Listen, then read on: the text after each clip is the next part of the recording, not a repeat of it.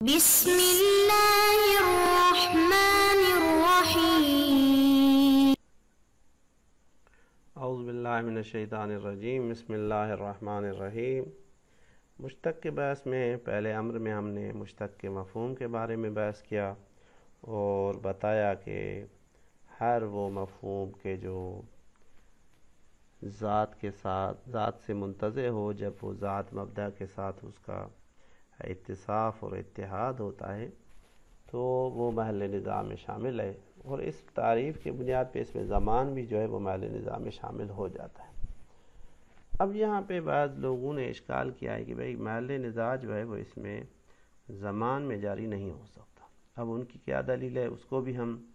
ذکر کرتے ہیں، اور پھر مصنف نے جو اس کا جواب دیا ہے کہ بھئی کس طرح سے فرض ممکن ہے کہ اس میں زمان میں بھی جو ہے نا وہ محل نزاع جریان پیدا کرے، اس کو بھی ذکر کرتے ہیں۔ تو جن لوگوں نے اشکال کیا ہے ان کا کہنا یہ ہے کہ بھئی اس میں زمان جو ہے وہ بقا نہیں رکھتا، کیونکہ اس میں زمان میں جو ذات ہے وہ تو خود زمان ہوتا ہے، وہ تو اگلے ہی لمحے میں ہر ایک لمحے کے آنے کے بعد اس کا اگلا لمحہ ختم ہو جاتا ہے، دوسرا لمحہ پہلے کا غیر ہوتا ہے۔ پس اگر فرض کیا جائے کہ مقتل زید جمعے کے دن 1:10 ہے، تو اس صورت میں 1:11 ہوتا ہے، تو 1:10 تھا وہ تو ختم ہو چکا، وہ تو ذات ہی زائل ہو گئی۔ تو اب ہم کس طرح سے اس 11ویں منٹ کو کہہ سکتے ہیں کہ بھئی یہ محل نزاع، مثال کے طور پہ یہ مقتل زید ہے حالاً، اور جو اس سے صفت زائل ہو چکی، تو آیا اب وہ جو ہے نا وہ فیما انقضاء عنہ تلبس کے اعتبار سے ہم اس کو کہیں کہ وہ کیا کہتے ہیں کہ بھئی وہ حقیقت ہے یا نہیں، آپ اختلاف کریں، کیونکہ وہ ذات ہی باقی نہیں رہتی، وہ تو منٹ گزر چکا۔ اب جو اگلا لمحہ ہے اس میں اصلاً وہ فعل واقع نہیں ہوا، تو اس اعتبار سے کہتے ہیں کہ اس میں زمان میں جو ہے نا وہ اصلاً یہ محل نزاع جریان نہیں رکھتا۔ پہلے اس اشکال کو پڑھ لیتے ہیں، اس کے بعد مصنف نے جو اس کا حل پیش کیا ہے اس کو پڑھتے ہیں۔ لہذا فرماتے ہیں ثانیہ یعنی وہ مقدمات کہ جو ہم نے مشتق کے بحث میں اقوال اور ادلہ کو ذکر کرنے سے پہلے ذکر کرنے تھے۔ پہلا تھا مفہوم مشتق، اب ثانیہ کہتے ہیں قد عرفت، تم نے پہلے امر میں یہ چیز جان لی کہ انہ لا وجہ لتخصیص النزاع ببعض المشتقات،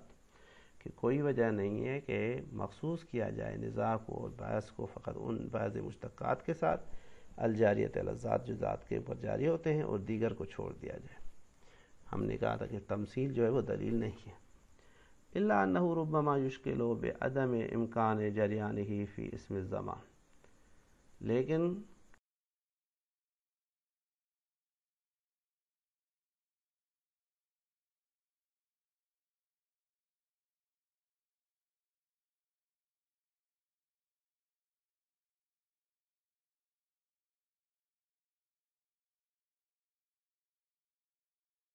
پیدا کرتا ہے ینقضی و ینصرم، بھائی وہ اس میں زمان جو ہے، وہ جو زمان ہے وہ تو منقضی ہو جاتا ہے اور ختم ہو جاتا ہے۔ فکیف یمکن ان یقع النزاع فیہ، تو کس طرح سے فرض کیا جا سکتا ہے کہ اس میں نزاع واقع ہو اس چیز میں کہ ان الوصف الجاری علیہ، کہ اس زمانے کے اوپر جو وصف جاری ہوئی تھی حقیقت فی الخصوص المتلبس بالمبدأ فی الحال، حقیقت ہے فقط اس متلبس میں کہ جو ابھی مبدأ کے ساتھ متصف ہے، فقط اس ذات میں حقیقت ہے، او فیما یعم المتلبس بہ فی المضی، یا اس کو بھی شامل ہو جاتا ہے کہ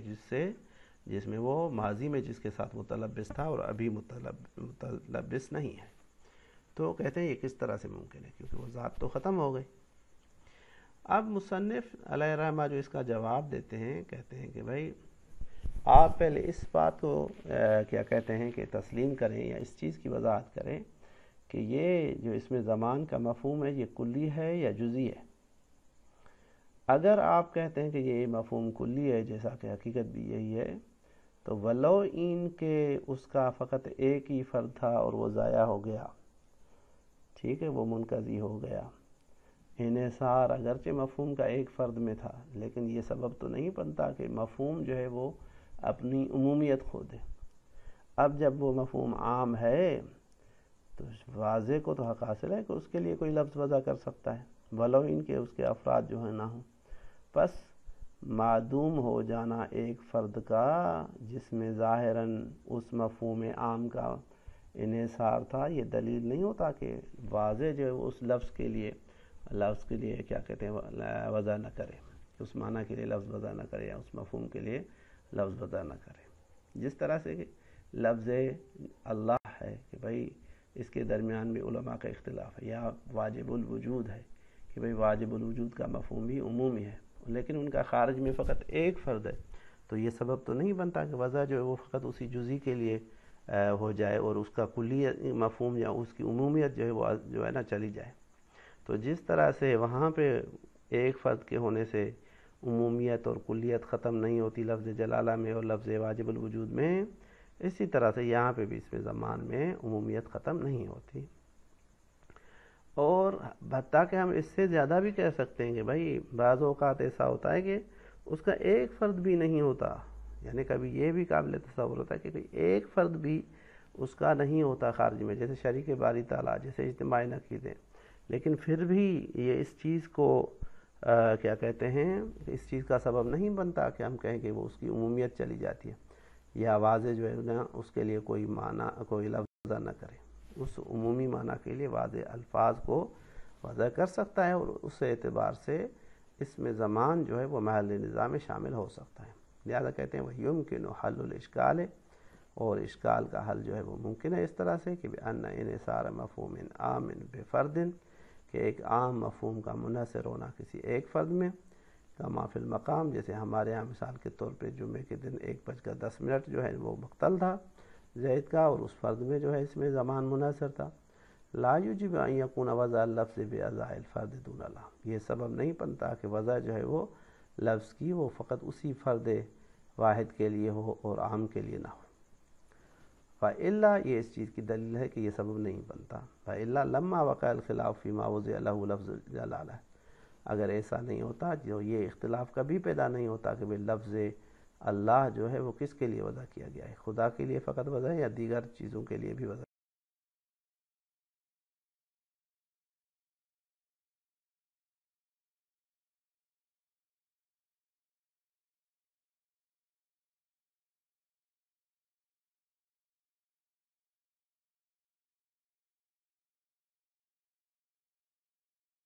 اگرچہ وہ انحصار جو رکھتا ہے وہ خداوند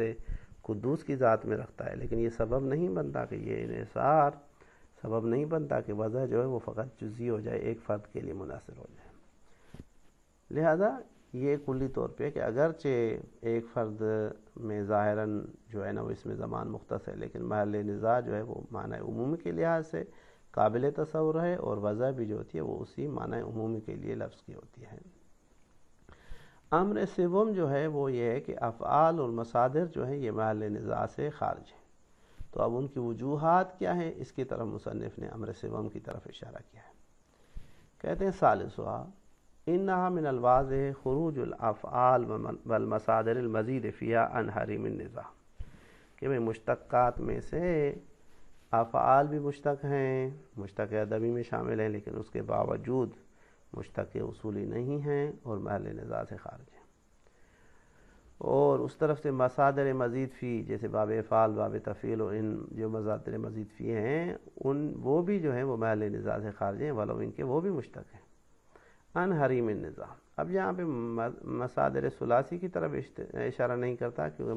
مصادر مجردہ جو ہیں وہ کیا کہتے ہیں مشتقات میں حساب نہیں ہوتی، وہ مستقلاً مصدر ہوتی ہیں۔ لہذا کہتے ہیں کہ انہو من الواضح، کہ یہ چیز واضح ہے کہ افعال اور مصادر مزید فی خارج، یہ خارج ہوتے ہیں، خروج افعال والمصادر المزید فی عن حریم النزاع، نزاع کے دائرے سے یہ دونوں جو ہیں وہ خارج ہیں، یہ ان کا خارج ہونا واضح ہے۔ لکونھا غیر جاریۃ علی الذات، اس کی وجہ جو ہے وہ یہ ہے کہ یہ افعال اور مصادر جو ہیں یہ ذات کے اوپر جاری نہیں ہوتے، جبکہ ہم نے مشتق کے مفہوم میں جو پہلا شرط بیان کیا تھا وہ یہ تھا کہ وہ مفہوم ایسا ہو کہ جو ذات کے اوپر جاری ہو۔ ضرورت ان المصادر المزید فیہا کالمجردۃ فی دلالت علی ما یتصف بہ الذات ویقوم بہا، کہتے ہیں کیونکہ مصادر مزید فی جو ہیں وہ مصادر مجردہ کی طرح ان کی جو دلالت ہوتی ہے فقط اس چیز کے اوپر ہوتی ہے کہ ذات کس چیز کے ساتھ متصف ہوئی ہے، وَيَقُومُ بِهَا، اور ان کے ذریعے سے ان کا قیام ہوا ہے. تو فقط یہ بتائیں مثال فعل زید کے ذریعے سے قائم ہے، نہ کہ فعل جو ہے وہ جاری ہوا ہو زید کے اوپر، کما لا یخفیٰ، جس طرح سے یہ چیز مخفی نہیں ہے. وَإِنَّ الْأَفْعَالَ إِنَّمَا تَدُلُّ عَلَىٰ قِيَامِ الْمَبَادِئِ بِهَا، اور اسی طرح سے افعال بھی اس چیز کے اوپر دلالت کرتے ہیں کہ مبادی جو ہیں یہ ذوات کے ذریعے سے قائم ہیں، قیام صدور او حلول او طلب فعلها او ترکها منها، کہ ان میں مبادی کے بارے میں کہا جاتا ہے کہ یہ صادر ہوئے ہیں ذات کے ذریعے سے،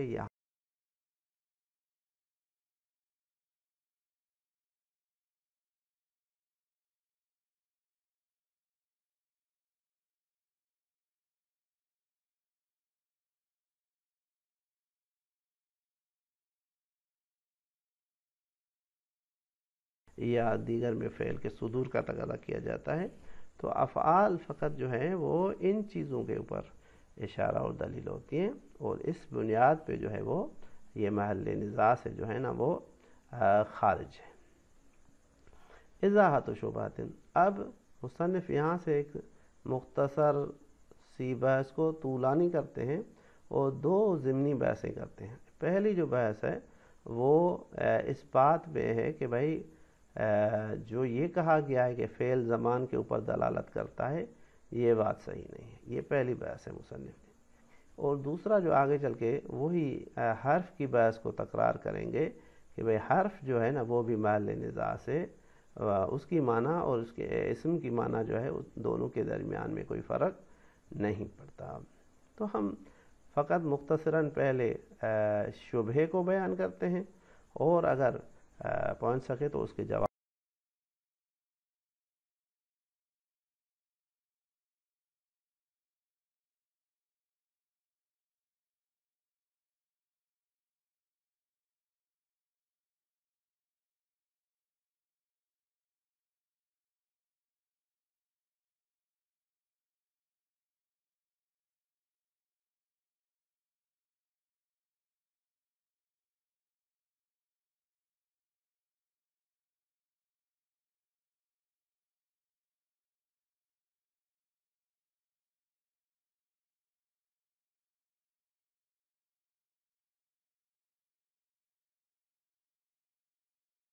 ادعا ہے کہ یہ چیز جو ہے وہ نئی ہے.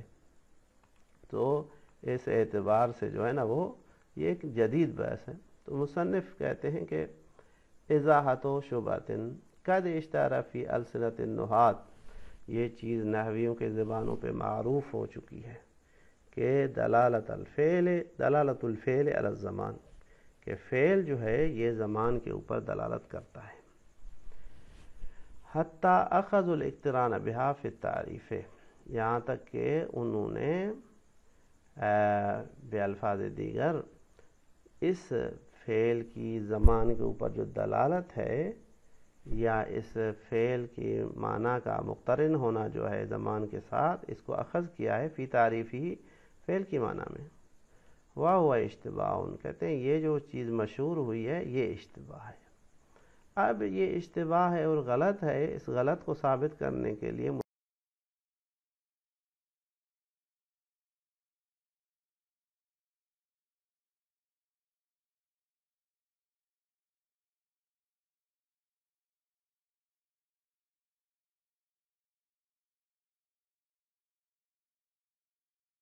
کرو یہ چیز نہ کرو، لیکن کب کرو کب نہ کرو اس کی طرف لفظ کی کوئی دلالت نہیں، یہ قرائن سے پتہ چلتی ہے.